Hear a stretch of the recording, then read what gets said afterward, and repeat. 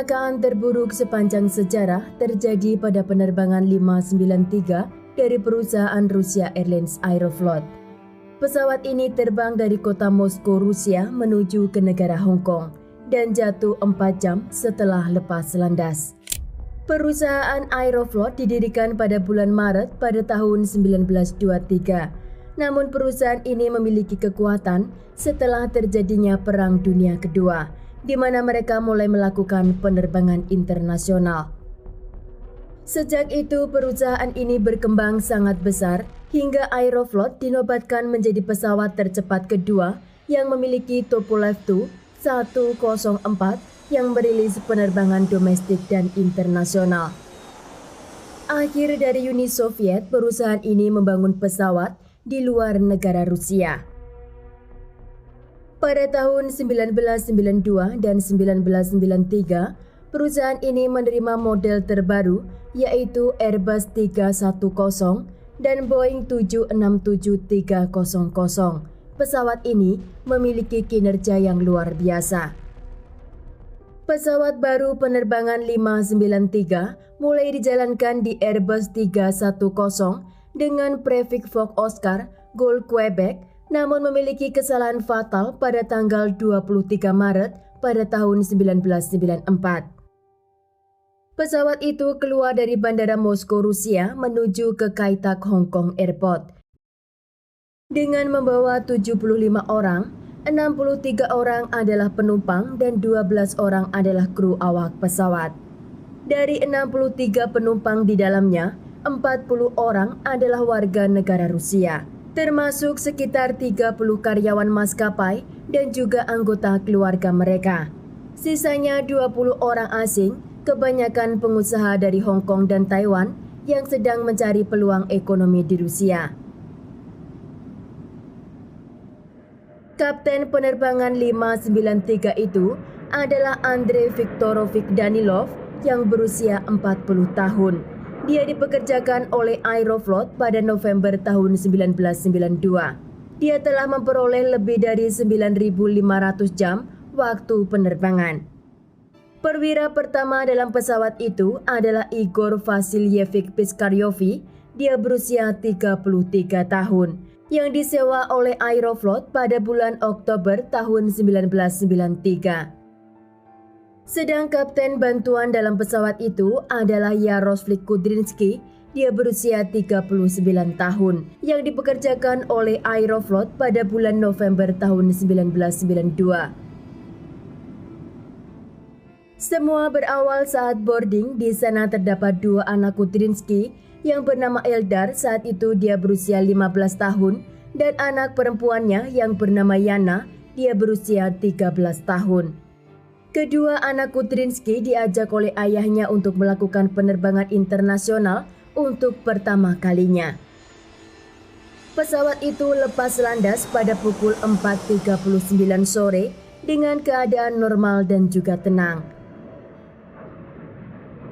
Airbus 310 hingga naik pada ketinggian 33.000 kaki atau 10.000 meter. Di sana penumpang telah menikmati makan malam dan sebagian besar penumpang sudah dalam keadaan tertidur.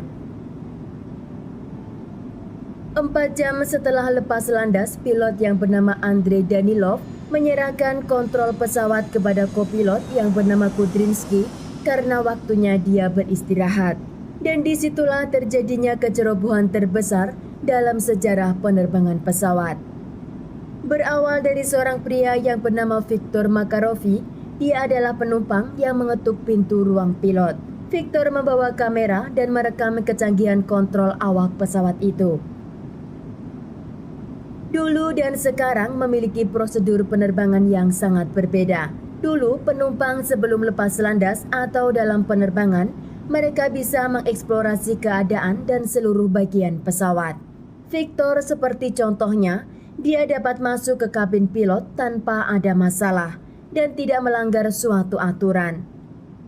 Setelah Viktor merekam semua apa yang dia ingin tahu dari kabin pilot, di sana Kudrynsky menyuruh Viktor untuk memanggil kedua anaknya, yaitu Eldar dan Yana. Eldar dan Yana diantar Viktor ke kabin ayahnya Dan di sana Kudrynsky menyeting kontrol pesawat itu secara otomatis. Lalu dia menyuruh Yana untuk duduk di kursinya, dan Kudrynsky menyuruh anak itu untuk membayangkan jika dia sedang mengontrol jalannya awak pesawat. Dan Kudrynsky juga menyuruhnya untuk membelokkan pesawat secara perlahan-lahan. Setelah Yana mencoba beberapa saat, kini giliran Eldar untuk duduk di kursi ayahnya.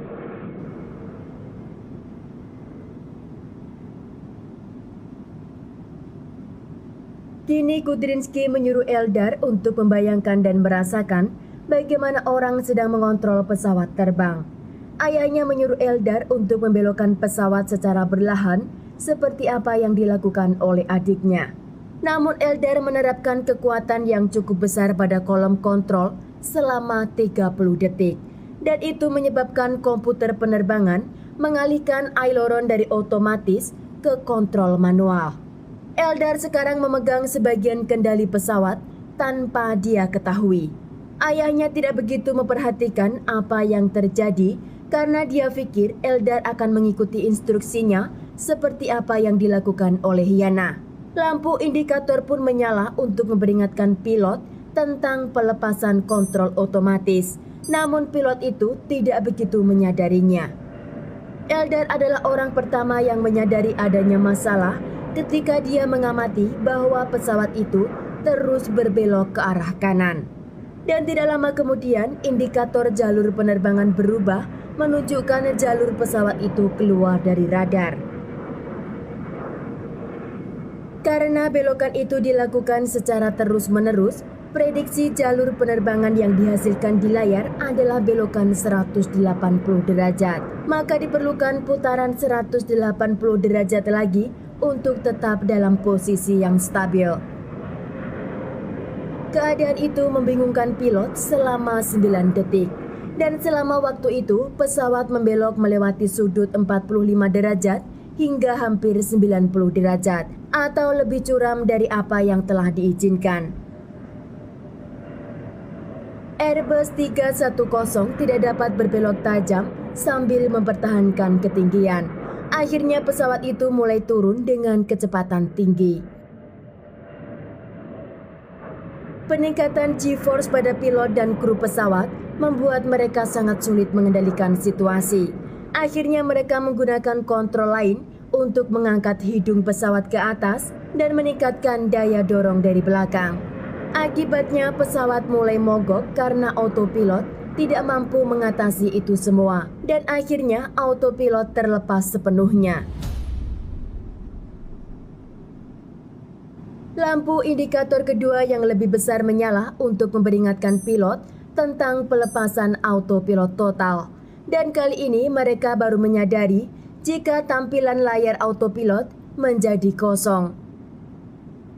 Pada pukul 12.56 tengah malam, pilot berusaha memulihkan keadaan dan sistem otomatis menurunkan hidung pesawat dan membuat pesawat itu menungkik. Kopilot kemudian berhasil keluar dari penyelaman, tetapi dia melakukan koreksi terlalu berlebihan, menempatkan pesawat dalam pendakian yang hampir vertikal dan menyebabkan pesawat itu berputar.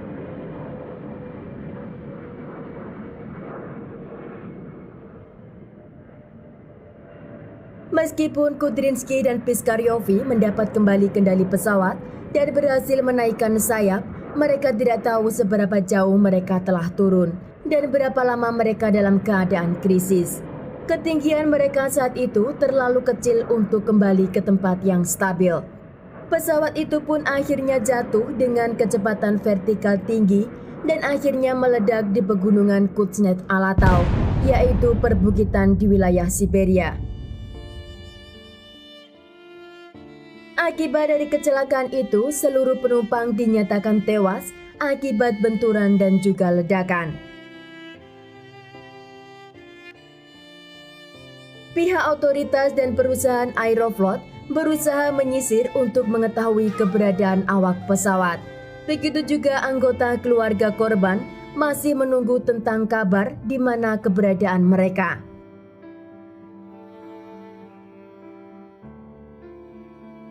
Akhirnya puing-puing pesawat itu ditemukan pada hari kedua pencarian.